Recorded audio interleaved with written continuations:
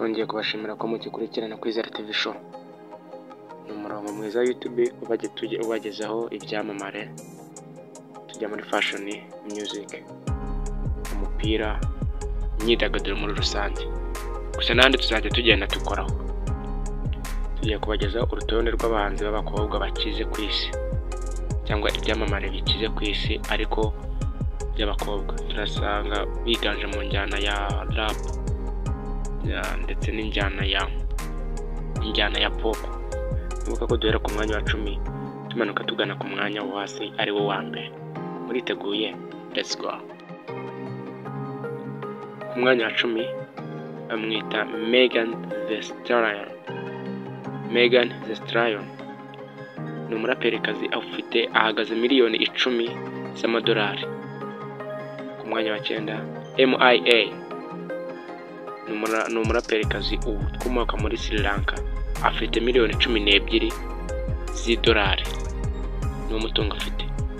Ku mwanya wa 10 Charlie James afite miliyoni 14 z'idolari. Ku mwanya wa 7 Iggy Azalea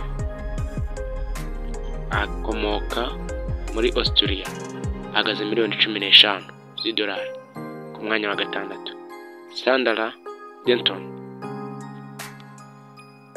Sandra Denton, amazina ye nyakuri bamwita Sandra Jacqueline.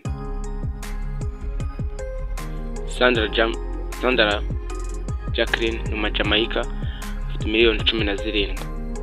Ku mwanya wa 5 amwita Lil Kim, amazina ye nyakuri ni Kimberly Dennis Jones, ahagaze miliyoni 22 z'idolari.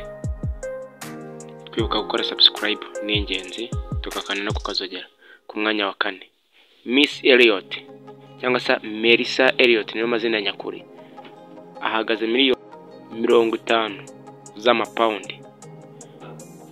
Ku mwanya wa 3 Queen Latifah, amazina nyakuri ni Donna Queens, ahagaze miliyoni 70. Ku mwanya wa 2 Cardi B ni umuraperikazi w'umunyamerika, amazina ye nyakuri ni Brilliance Almanso, ahagaze miliyoni 80 z'ipaundi.